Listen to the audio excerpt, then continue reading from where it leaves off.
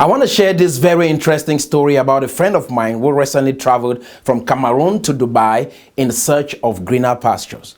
Upon arriving in Dubai, he thought he would get a job within 3 months of his tourist visa. He applied and applied for jobs to no avail. The 3 months went by. His visa got expired. He borrowed some money, renewed his visa, and kept applying for jobs. One day, he got a call from an agent saying, "I have a job opportunity for you, but it will require a commission fee." He borrowed some money, traveled about 5 hours to meet this agent, gave him the money. The agent introduces him to his boss, an owner of a textile manufacturing company. Before coming, they were told they will be given accommodation. To his greatest surprise, the boss said there was no accommodation.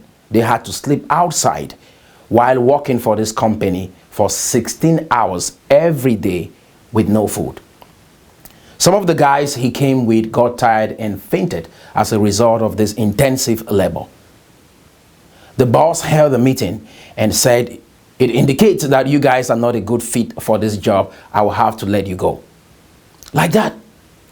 The agent didn't return the commission fee, and they were roaming the streets of Dubai, no place to go, not even a house to sleep.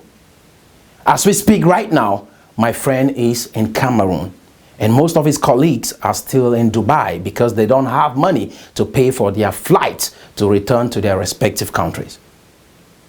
What is the moral of this story? Cameroonians across the world, wherever they are actually going through the same experience, having these low-paying menial jobs, working for long hours, and at the end of the day, have nothing to show for. Before we continue, I want to share this very interesting story with you about a lady who traveled from Bamenda to Boya to study for her degree. Upon arriving, she didn't have money to pay for a room, so she actually patched up with some friends. As time went on, one day, upon returning from school, she found her bags, her luggages outside. And the friends said, "We don't want you here anymore." And she's like, "But what have I done?" She picked up her bags, was stranded, and had nowhere to go. She finally got herself a house to live. And then she met new friends. They would come over to her place and pass the night, and she would go over to their place and pass the night. They had this symbiotic relationship between one another. They had mutual respect among one another. Why? Because she had a place she can call home. What do we learn from this story? That no matter where you go, if you don't have a beautiful place called home, you'll be treated like trash. If you don't have a country to come back to, you will always be treated as trash. Cameroonians across the world, you know what you're going through. You know the pain of what you're going through. Now my question for you is, do you have a place called home? Do you have a place you can be proud to come back to? If not you, do you have a place your children can be proud to come back to? Or your grandchildren can be proud to come back to? If that is not the case, then we have to start doing things differently. We have to start doing things differently. And where do we start? We have to be able to develop skills that are in high demand globally. The reason why they treat you like trash in those countries is because you accept menial jobs that are replaceable. They can replace you with someone with 1 week of training. Besides that, machines are being produced right now that will take over the jobs that you are currently doing. And so you are replaceable. But if you can develop skills that are in high demand, you cannot be replaceable, then you will always be needed. What do we learn from this girl's story? We will use this girl as a representation of Cameroon. If you don't develop yourself your talent, your ability, and be economically empowered, friends, you will always be begging wherever you go. Wherever your sons and daughters travel abroad, they will always be treated as trash. I get it. And I don't blame those nations. I understand why they do what they do. We have to step up our game so that when we produce, like the lady went and looked for a house and had a house and made new friends. What happened? Friends, there was a symbiotic, mutual relationship between her and her friends. That is what we need to do independently. We would not just come together and say, Africa, let's develop. No, Cameroon. We have to build our independent nations, grow independently, so that when we partner with each other, friends, we can sit on a table and have a conversation like mutual peers on the table. If not, we will always climb up on the table and be very inferior.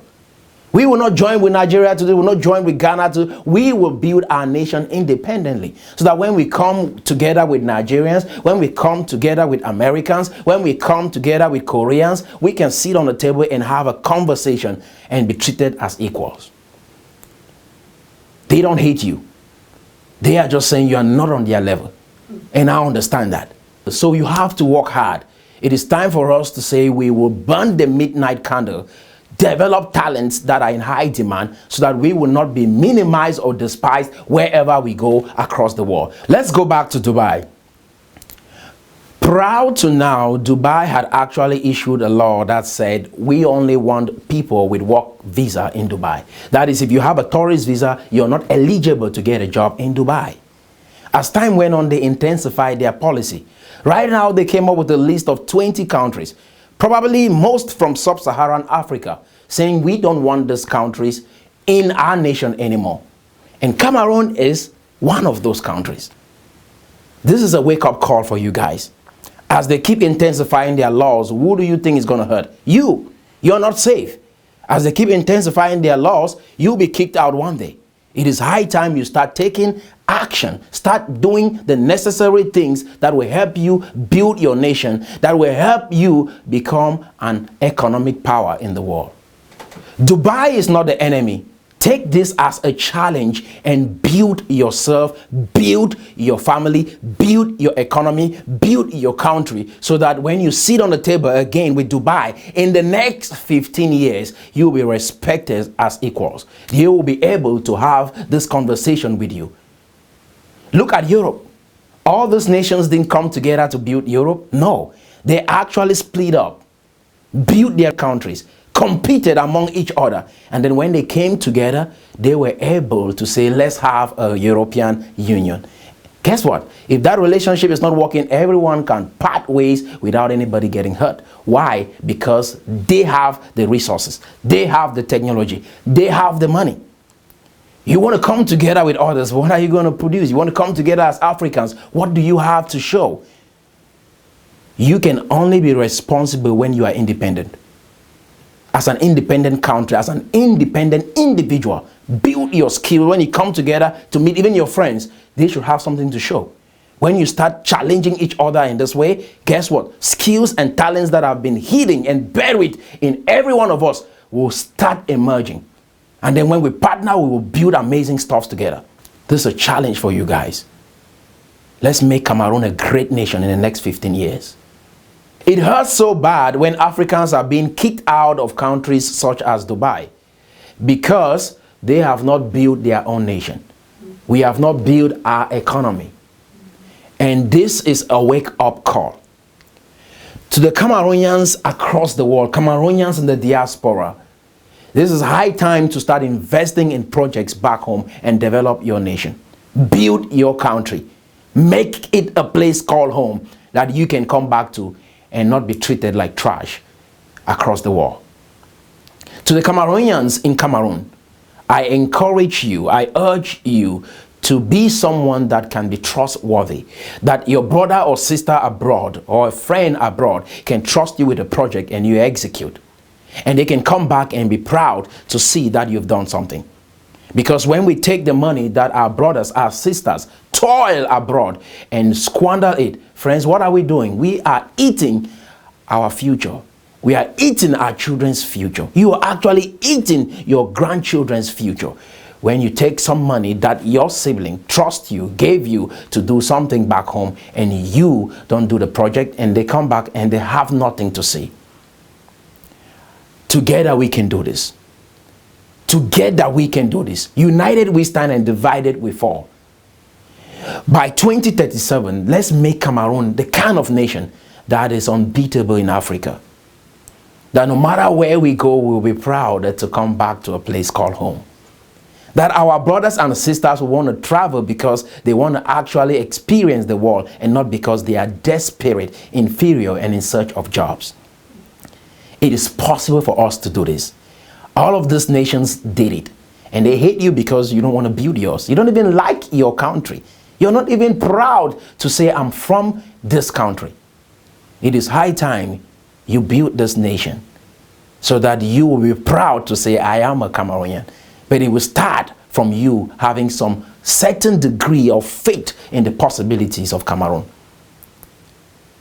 To have confidence in yourself and in the possibilities of Cameroon. To trust one another and believe that your brother or sister in the diaspora is honest with you when they tell you it is not easy. And you don't double guess them, you don't doubt them. Because all these great nations that we admire across the world, they have one currency among each other, and that is trust. They trust one another. They know that if I say I am going to show up, I will show up. And because of that, they can prosper and move forward very fast, because there is this symbiotic relationship, friends, that is built on trust that exists among one another. Cameroon can be that nation. I'm very optimistic. I'm very positive, because with the pain that we're experiencing right now across the world, it will make us to start thinking, and therefore we are going to do something. I love this generation, because we are a group of people that we are rising up to carve our own path in that continent, and say we will be proud of our ancestors, our grandparents, our great-grandparents who came to that land and say we will build a nation here called Cameroon. And they started building that nation. We should make them proud. Let's not leave this country the way we made it. Let's make it better for our children and our grandchildren. Together we stand for a better Cameroon. In 2037, we shall look back to this day and say, yes, we did it. And yes, we can. I am Roland, and I approve this message.